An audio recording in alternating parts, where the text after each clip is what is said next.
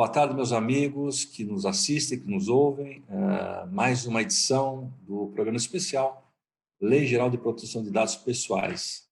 Hoje, com uma das diretoras da ANPD, da Autoridade Nacional de Proteção de Dados, doutora Miriam Wimmer, que fez a gentileza de estar conosco aqui hoje para bater um papinho também, dando continuidade a essa questão, né, da Lei Geral de Proteção de Dados, trazendo consciência às pessoas, consciência às empresas do que fazer, né? Ainda mais agora, estamos chegando perto do momento das sanções verdadeiras, né, de fato, né? Porque a legislação não é tão nova, 2018, porém, ao longo desses anos, né, de lá para cá, infelizmente, acho que poucas empresas que se prepararam para esse momento agora, esse enfrentamento das sanções, né? Então, eu queria ouvir um pouquinho da doutora, que está aqui também conosco, a doutora Suzana, para também bater esse papo gostoso aqui com a doutora Miriam, a respeito de como a autoridade nacional está enxergando, né, esse momento, né? Eu sei que a gente, pelo menos, escuta falar que os casos que têm ocorrido, né, geralmente são casos de delação, né? Então, muitas empresas, muitas pessoas, né, fazendo a delação de determinadas empresas, e esses casos estão chegando de forma mais efetiva aí, né, aos controles, né, a Autoridade Nacional de Proteção de Dados a respeito desse tema. Então, doutora Miriam, muito obrigado novamente pelo seu tempo, para que a gente possa realmente trazer aí aos nossos ouvintes, aos nossos espectadores aí, mais conhecimento a respeito desse tema, um importante conhecimento a respeito desse tema, e já abro a pergunta à sua pessoa, né? Como é que vocês estão enxergando a questão das sanções?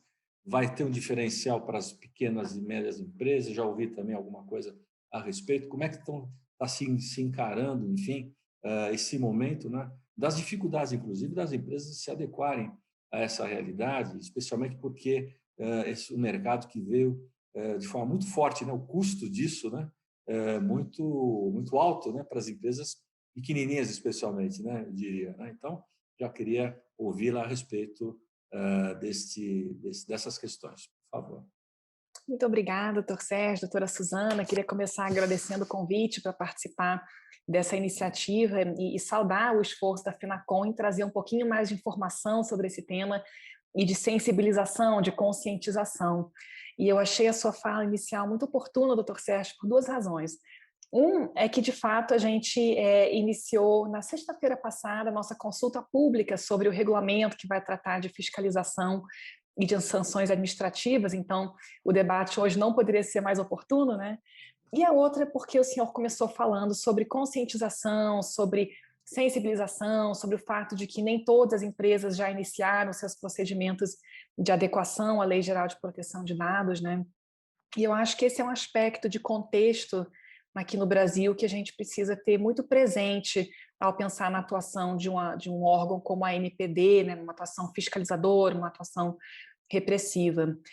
A ANPD foi criada há apenas 6 meses, né? Então o senhor mencionou aí, a lei foi aprovada em 2018, houve um período de vacatio legis que acabou sendo um pouquinho estendido, eram 18 meses, passaram-se 2 anos, né? Passou-se a ser de 2 anos esse período, e a criação da ANPD se deu de maneira um pouco tardia, né? Porque, de fato, a lei entrou em vigor em setembro do ano passado, dia 18 de setembro, e a ANPD veio a ser criada apenas posteriormente, né? A ANPD foi instituída formalmente no dia 6 de novembro do ano passado, então já tinha quase 2 meses da lei em vigor, a lei aplicável, né? E a ANPD foi criada, então, apenas no dia 6 de novembro, que foi a data em que os diretores, os 5 diretores, tomaram posse, né, formalmente. E uma estrutura também muito incipiente, né? Uma primeira estrutura, um embrião do que a gente imagina que venha a ser uma autoridade de proteção de dados pessoais robusta, né? Dotada das condições institucionais, orçamentárias e técnicas necessárias. Então, quando a NPD foi criada e quando os diretores foram nomeados, não havia nada, só tinha 5 diretores numa sala de reuniões. E nesses últimos 6, quase 7 meses de existência, o que a gente começou a fazer também foi refletir e estruturar como é que se cria um arcabouço institucional de proteção de dados em um país em que essa cultura não é muito forte, né? E muito se fala que a lei brasileira foi inspirada na lei europeia, o que é verdade. O que se fala menos é que na Europa já há 50 anos existem leis de proteção de dados pessoais, né? Desde 1970, que foi quando o Estado alemão de Hesse aprovou a sua primeira lei de proteção de dados, depois, em 95, já havia uma diretiva em nível europeu, depois, 2018, entrou em vigor o regulamento europeu, que todo mundo conhece. Então, muito diferente o contexto lá na Europa e aqui no Brasil, e o senhor mencionou ainda a questão das micro e pequenas empresas, que eu acho que é um desafio particular, um desafio que muitos países enfrentam, porque é claro que uma organização que tem 3, 4, 8 funcionários não vai ter nem o orçamento, nem a expertise, né, nem o conhecimento jurídico necessário para, de repente, né, num estalar de dedos, ter um programa de conformidade ali rodando, né? E levando tudo isso em consideração, a gente começou logo no início a construir alguns documentos que buscavam traduzir a visão que nós temos sobre o papel da NPD. E o primeiro que eu gostaria de mencionar é o nosso planejamento estratégico, e esse é um documento que está construído em 3 pilares, né? E o primeiro, como não poderia deixar de ser, é o do fortalecimento da cultura de proteção de dados pessoais. Né? E eu acho que isso enfim, é absolutamente necessário, tendo em vista o momento pelo qual passamos, né, a falta de uma história de tratamento desse tema aqui no Brasil, a própria pandemia, né, e todas as dificuldades econômicas daí decorrentes. E quando a gente fala em construir uma cultura, isso não necessariamente vem por meio de chicote, né, por meio de multas pesadíssimas, embora é claro que isso também faça parte, né, de certo modo, mas não é esse o único caminho, e nós previmos, então, dentro desse eixo do planejamento estratégico, ações de capacitação, né, o estabelecimento de relações dialogadas com o setor público, com o setor privado também, a elaboração de guias e recomendações, e nós também, na sexta passada, publicamos nosso primeiro guia de orientação sobre o papel do controlador, do operador, do encarregado. Então, a gente entende que de fato, né, é uma norma que tem muitos pontos pendentes de regulamentação, e sequer seria muito razoável começar a aplicar multas altíssimas quando ainda existem tantas dúvidas a serem solucionadas, né?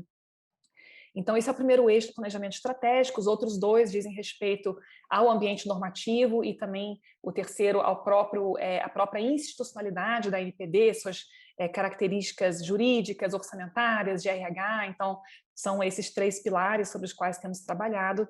E o segundo documento que eu mencionei é a nossa agenda regulatória, e lá na agenda a gente tem também uma previsão de normas que serão endereçadas, né, cuja discussão será iniciada no primeiro biênio de existência da NPD, e aí, naturalmente, nós temos aí a previsão do regulamento que vai tratar das sanções administrativas, uma vez que elas entrarão em vigor em agosto desse ano, né? Então, a gente já começou a tratar de vários temas da agenda regulatória, doutor Sérgio, já fizemos algumas tomadas de subsídio, já aprovamos regimento interno, já aprovamos o planejamento estratégico, né? Então a gente está caminhando com essa pauta, mas o tema das sanções é um dos temas, eu acho, mais delicados, né? E daí que o lançamento dessa consulta pública para nós foi muito importante, não só por ser a primeira consulta pública da NPD, mas também porque ela visa a traduzir uma visão, uma concepção que nós temos sobre como deve ser a atuação da autoridade nacional nesse contexto brasileiro que é tão particular. Deixa eu pausar aqui e ver se o senhor quer comentar, que eu estou falando sem parar, por gentileza. Não, tá uma delícia. Você fala muito bem, conhece o assunto profundamente, é muito gostoso ouvir dessa forma, né? Mas vamos aproveitando que você deu uma pausa, vamos falar um pouquinho do que você comentou do planejamento estratégico, dos pilares, né? Você falou de aculturamento, interessante. Eu acho que é importante realmente, e uma coisa que às vezes eu reclamo da administração pública, né? Eu vou deixar muito claro, porque eu falo de forma muito aberta, especialmente para a Receita Federal, quando tem programas que ela faz, né, que são importantes na minha visão, né, para levar conhecimento da comunidade como um todo, né, da população como um todo. Esse é o caso, né? O governo tá pensando em fazer divulgações, propagandas efetivas a respeito do que é LGPD, propaganda televisiva, quer dizer, uma coisa mais aprofundada, porque isso é uma coisa que faz muita falta, né? E a gente sabe que a comunicação direta, né, através da televisão, ela tem um fator muito importante, eu vejo dessa forma, para você levar a comunicação de forma mais abrangente, né? Tem N projetos do passado, e eu falo com muita tranquilidade aqui, porque eu sou amigo de todo mundo, viu? E falo porque eu critico muito o pessoal em vários projetos que ocorreram, inclusive o E-Social, um projeto maravilhoso do governo, né? complexo, né, no seu tamanho, na sua grandeza e nos aspectos que são colocados ali naquele projeto, mas que não foi feito um trabalho muito efetivo de divulgação do governo nas mídias, vamos dizer, televisivas, jornais, etc., de forma mais incisiva. Por o caso da LGPD, vocês estão pensando em fazer alguma coisa nesse sentido, de divulgação, para trazer justamente essa conscientização, né? E o aculturamento, como a doutora bem colocou, às pessoas, né? Quer dizer, poxa vida, eu entendo que isso é importante, porque ele só vai se tocar, na verdade, na hora que ele começar a ver alguma propaganda, e bem mostrando que o sujeito perdeu dado, teve problema na sua conta, teve problema, enfim, até por conta disso, fraudes utilizadas usando os seus dados, enfim, e coisas que caminham por aí, né? Para a pessoa começar a falar, poxa vida, eu preciso ter realmente, e levar isso de uma maneira, poxa, se o meu dado, eu tenho que ter esse cuidado, imagine com o dado de terceiros, né? O que eu tenho que fazer para proteger, já que eu lido com dados de terceiros, né, de forma, na minha atividade, por exemplo, então eu tenho que tomar um certo cuidado aqui, preciso respeitar isso e como fazer isso, né? E que se eu não fizer adequadamente, terei problema sim, né? Então, como é que vocês estão percebendo isso? Qual é a ideia da divulgação e qual o critério que vocês querem utilizar nesse caso em particular? É um ponto importantíssimo, realmente, doutor Sérgio. E aí eu acho que é importante a gente também lembrar que a NPD está muito no início, estamos dando os primeiros passos, e curiosamente, né, logo que a gente foi constituído, a gente começou a ter uma demanda muito intensa por parte de imprensa, por exemplo, motivada não por fatos positivos, mas por conta dos mega vazamentos que aconteceram no final do ano passado, início desse ano.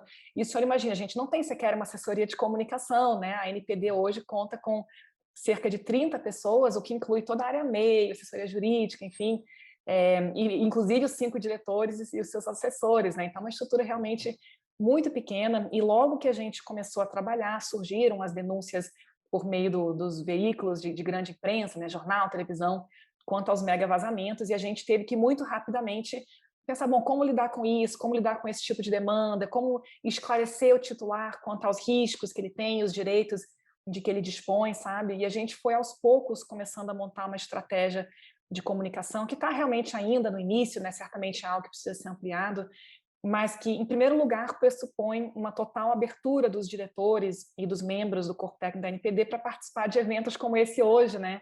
E de outros eventos. Então, se o senhor olhar minha agenda, que está pública, está no site da NPD, quase todo dia tem um evento, tem um seminário, tem uma entrevista, tem alguma coisa, porque isso faz parte, né, do papel de educação, de conscientização, e é muito importante. Em segundo lugar, a gente começou parcerias com organizações que já lidam com temas parecidos. Então, eu comento que existe aqui no Brasil, por exemplo, o CERT.br, que é ligado ao Comitê Gestor da Internet, que tem grande experiência em elaboração de cartilhas, material educacional. Então, estamos trabalhando junto com eles para poder produzir esses materiais, para colocar no nosso site, disseminar amplamente, né? E, além disso, a nossa própria presença na internet. Então, eu me lembro que em janeiro de todo ano, se comemora o Dia Internacional da Privacidade e Proteção de Dados, né? Então, a gente se virou e conseguimos gravar um vídeo dos diretores com uma mensagem para divulgar em redes sociais. E temos hoje já perfil no Instagram, perfil no LinkedIn, além do nosso próprio site, que é um repositório muito, assim, sem falsa modéstia, né? Acho que é um repositório muito interessante de informações, né? E buscamos deixá-lo sempre atualizado. Agora, é claro que a ideia de publicidade televisiva, por exemplo, eu acho que é super interessante, eu acho que é válido, e eu diria assim que um desafio que nós temos é de comunicar com públicos muito diversos, né, doutor Sérgio? Porque, ao mesmo tempo, estamos falando com o cidadão comum, que, enfim, às vezes sofre uma fraude, tem um WhatsApp clonado, né, ou qualquer aplicativo que ele use, né, ou vê uma notícia no jornal. Estamos falando com pequenas e médias empresas que tratam dados e que precisam adotar medidas de proteção, né? Estamos falando com grandes multinacionais. Então, assim, realmente são vários públicos, e o nosso esforço tem sido de comunicar de maneira adequada com cada um deles. E eu acho que é uma peça central, realmente, numa estratégia de mudança de cultura, e a gente fica muito feliz de ver que, aos poucos, é um tema que sai assim, de um grupo muito pequeno de especialistas e começa a atingir um público mais amplo, e eu acho que o maior indício disso é quando a gente vê nos grupos de mensagens da própria família, as pessoas perguntando: olha, eu recebi tal mensagem, é verdade, não é verdade? Ah, então é aí que você trabalha, Miriam, que era também, né, um grande ponto de interrogação. O que faz uma autoridade de proteção de dados? E aos poucos as pessoas vão compreendendo, né? É verdade, você tem toda a razão. Bom, eu vou abrir a palavra aqui para a doutora Suzana, né, que é também uma especialista nesse tema, e está aqui ansiosa também para me fazer umas perguntinhas. Doutora Suzana, por favor. Obrigada, presidente. Bom, doutora Miriam, eu tenho uma pergunta para você em relação a essa questão que você comentou aqui sobre os mega vazamentos que a gente tem visto. Curiosamente, coincidência ou não, a gente tem presenciado inúmeros casos. Queria saber de você, sua visão enquanto a NPD, a que se dá esse fator? O que tem acontecido para que a gente presencie tantos casos assim, especialmente depois que a lei passou a entrar em vigor, né, entrou em vigor de fato? E também queria entender, enquanto a NPD, qual que é o procedimento? Assim, vocês têm conhecimento? Existe toda uma pressão, eu imagino, de órgãos como o Senacom, o Ministério Público, a própria imprensa? Como que tem sido essa receptividade dentro da NPD e qual procedimento tem sido adotado para lidar com esse tipo de situação interna que a gente tem vivenciado aí nos últimos meses? Perfeito, doutora Suzana. Então, você mencionou os mega vazamentos, eu tinha também já falado a respeito, e de fato, assim, logo que começaram a surgir essas denúncias, que foi, enfim, logo depois que a lei entrou em vigor, a NPD foi criada, uma primeira reflexão que nós tivemos que fazer é, de fato, qual é o papel da NPD e o papel de outros órgãos que possuem competências parecidas, né?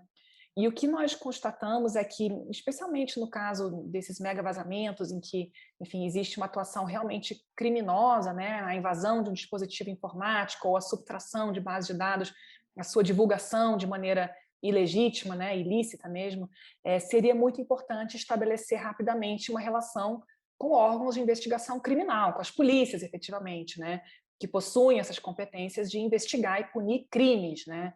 Esse não é o papel da ANPD. A ANPD tem o papel de proteger os direitos dos titulares e de aplicar sanções na esfera administrativa quando houver violação à LGPD. Só que nos casos concretos é difícil, né?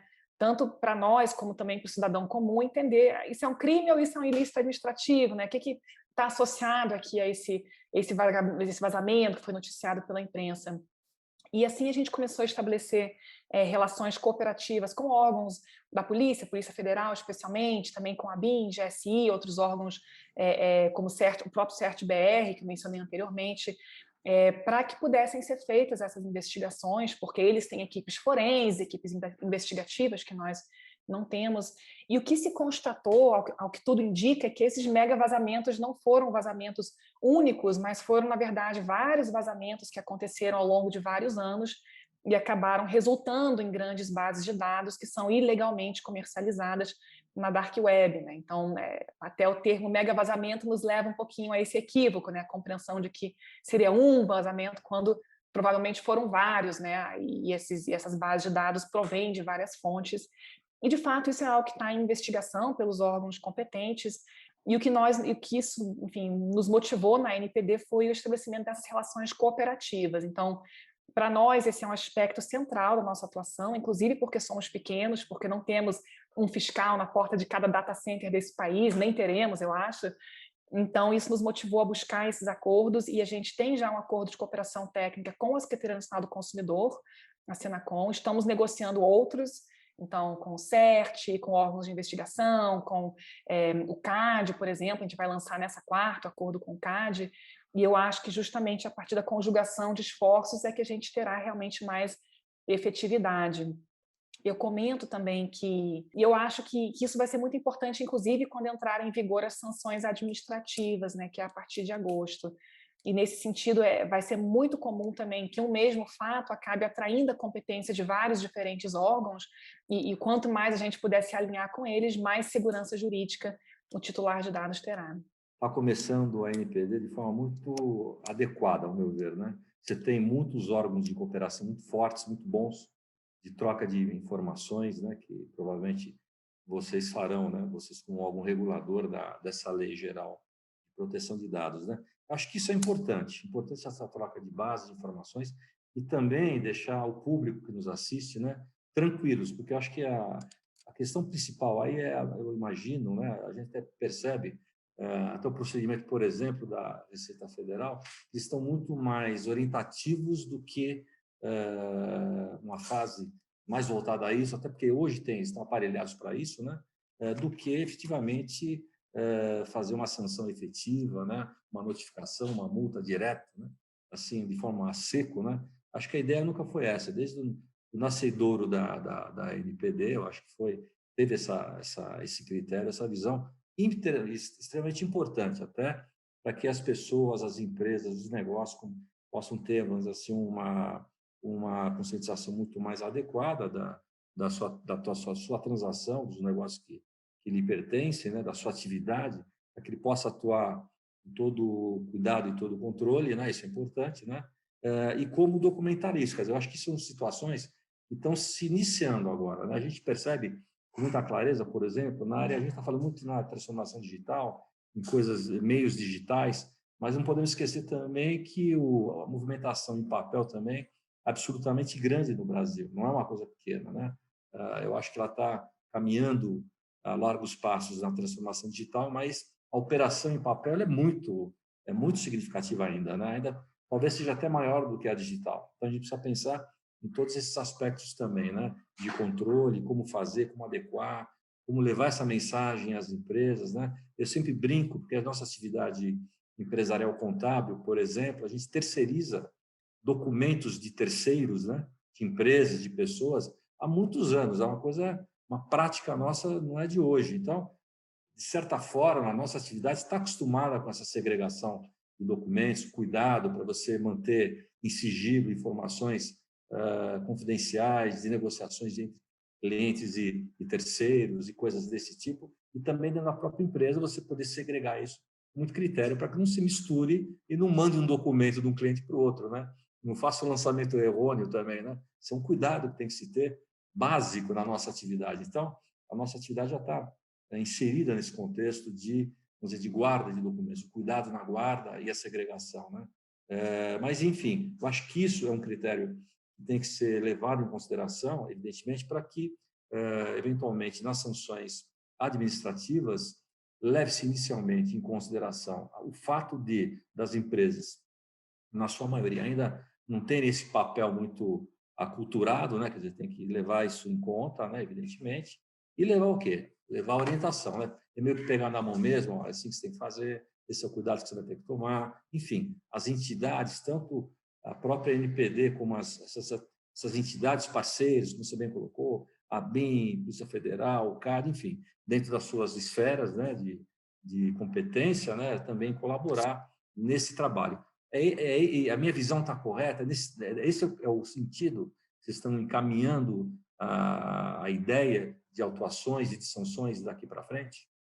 Exato, doutor Sérgio. Então, o senhor tocou aí em alguns pontos que são muito importantes, e eu queria começar respondendo sua pergunta falando de um dos princípios da LGPD, que é o princípio chamado responsabilização e prestação de contas, que é uma forma meio brasileira que a gente encontrou de traduzir o termo accountability, né, que é um termo que é amplamente discutido em discussões sobre proteção de dados pessoais já, enfim, há muitos anos, né? E a ideia que a LGPD incorporou é que, de fato, a responsabilidade por assegurar que o dado seja tratado adequadamente e de demonstrar a eficácia dessas medidas técnicas e administrativas é do próprio agente de tratamento, né? E assim, a lei incentiva um comportamento responsável, ela inclusive prevê a possibilidade que os controladores, individualmente ou por meio de associações, formulem códigos de conduta, regras de boas práticas que poderão ser até mesmo submetidos à NPD para ampla divulgação. Então, existe aqui uma lógica até mesmo de abertura para corregulação ou para autorregulação, com algum nível de supervisão pública, que é muito interessante e que me parece imprescindível quando a gente fala de uma atividade como o tratamento de dados, que está em tudo, né? Está em todos os setores da economia, está em todos os setores do poder público, e uma atividade também fortemente marcada pela intensidade do uso da tecnologia, né? Então, esse dinamismo tecnológico, a alteração dos modelos de negócios, das possibilidades de tratamento, que gera também uma assimetria entre o regulador e o regulado, né? Uma assimetria de informações. E por isso essa ideia de que quem tem que se responsabilizar pelo tratamento adequado é o controlador, é o operador, enfim, os agentes de tratamento, é uma ideia que está muito forte. E quando a gente começou a discutir a gente começou falando de um regulamento de sanções, né, que é o que a LGPD prevê. Teria sido muito fácil a gente simplesmente pegar a lei do processo administrativo, a LPA, e copiar lá prazos, recurso e tal, né? E rapidamente ficou evidente para nós que essa abordagem tradicional também não seria a ideal, por todos esses fatores que eu mencionei, e também pelo fato de que nós somos uma organização pequena, e se cada reclamação virasse um processo sancionador, isso era a receita do desastre, né? Seria impossível. Nós temos hoje, acho que próximo de 1000 comunicações recebidas ao longo desses meses, entre notificações de incidentes, reclamações, dúvidas, perguntas, enfim. Então, claramente, um tipo de abordagem mais estratégica seria necessário.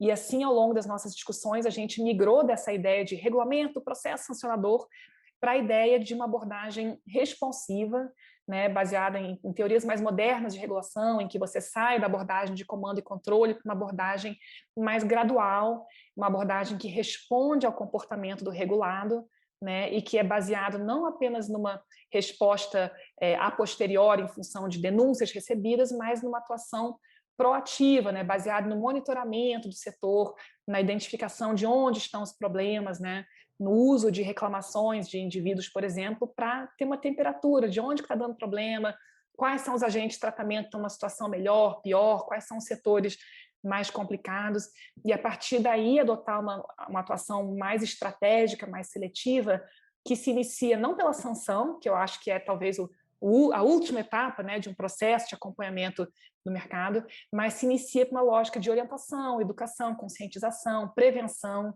né? E por isso a gente, quando pensou no regulamento de processo administrativo sancionador e fiscalização, a gente pensou em diferentes etapas, né? Então, a primeira etapa é a etapa de acolhimento e tratamento de requerimentos. Então, nós recebemos reclamações, denúncias, representações, né, críticas, recebemos tudo. A partir daí, a gente consegue ter alguns indicadores de onde estão as áreas mais sensíveis e, em paralelo, nós também vamos proativamente montar a ideia de mapas de temas prioritários. Então, a partir de uma sensação, né, dos integrantes da NPD, olha, o tema de internet das coisas, por exemplo, está dando mais problema, ou o setor de contabilidade, só por hipótese, né, é um setor em que tem tido muita reclamação. Então, a partir daí também a gente vai começando a montar uma estratégia de fiscalização, e essa fiscalização começa com uma atividade de monitoramento, em seguida, atividades de orientação, e aqui a gente está falando de conscientização, de educação, e depois atividades preventivas. Então, digamos que a ANPD tenha constatado que houve um determinado problema, ou que em determinado setor haja uma incidência muito elevada de reclamações, existe ali a possibilidade de atuação com caráter corretivo, reparatório. Então, por exemplo, pensar em planos de conformidade, né, divulgação de informações agregadas, realmente procedimentos para sanar as irregularidades antes que elas se tornem problemões. E depois, assim, percorridas essas etapas, é que a gente entra na etapa repressiva, né, realmente de caráter punitivo, sancionador. É claro que a NPD pode também atuar de ofício, e dependendo da circunstância, forem muito graves, ir direto para a repressão. Naturalmente, a gente não é obrigado a percorrer todos os degrauzinhos da pirâmide, né, a depender da circunstância, isso não será possível nem desejável, mas a ideia de regulação responsiva é, de fato, uma ideia, muitas vezes, construída em cima dessa visualização de uma pirâmide de incentivos e de medidas repressoras, né, em que você começa sempre na base, no diálogo, vamos tentar corrigir, olha, aqui está ruim, aqui está bom, e você vai escalando também a intensidade da intervenção regulatória de acordo com o comportamento do regulado. E assim também a própria LGPD prevê, por exemplo, que na aplicação de sanções, a ANPD precisa levar em consideração a boa-fé do infrator, né, a adoção de comportamentos visando a minimizar ali os riscos que tenham sido verificados, inclusive a incorporação de códigos de conduta. Então, toda essa ideia de olhar para o comportamento do ente regulado, para você poder dosar a aplicação de sanções de maneira correspondente, é algo que a gente buscou incorporar nessa minuta que foi colocada para consulta pública, e eu queria já aproveitar e convidar todos para darem uma olhada no site, né? A consulta pública transcorre durante 30 dias, então ela vai terminar lá por volta do dia 28 de junho, se não me engano, né? E ela está disponível na plataforma Participa Mais Brasil, que é uma plataforma online também do governo federal, e é possível que qualquer pessoa entre lá e comente artigo a artigo, critique, e eu acho que a experiência de outros setores regulados vai ser muito rica, e também a visão dos próprios administrados, naturalmente, que vai ser muito importante para nos ajudar a aperfeiçoar essa norma, que eu acho que vai ser realmente estruturante, né, na compreensão do papel da NPD e na sua relação com os diferentes atores públicos e privados atingidos pela lei. Puxa, muito bom. Acho que você fez uma colocação brilhante, né? E resumiu bem o trabalho. Quer dizer, essa questão de se levar a conhecimento e orientar, e a forma orientativa que você está colocando, isso é muito importante, né? Isso denota que as empresas vão ter que ter o cuidado da documentação do que é feito, né? Para trazer rastreabilidade nas suas intenções. Eu acho que é isso que é importante a gente ter em mente também, né? Até para mostrar que se ele cometeu algum erro, às vezes ele cometeu um erro por desconhecimento, ou, enfim, ou ter tomado talvez algumas atitudes, fazendo uma interpretação não adequada em determinadas situações, né? Então, isso tudo é importante, né? Isso tudo será levado em consideração no momento que, de alguma maneira, alguma empresa, enfim, alguma pessoa pega algum procedimento inadequado e na orientação feita pelo órgão, ela vai ter essa condição de se realmente arrumar, né? Desde que ela tenha também a condição de mostrar o que ela fez, né? Por isso a importância de ter guardado, documentado todo o procedimento que ela vem realizando nas suas coisas e na sua atividade, especialmente nas atividades empresariais, né? Imagino eu, né? Então, doutora, você vê que a coisa anda tão, o bate-papo foi tão gostoso que a gente já está chegando ao final do nosso programa, né?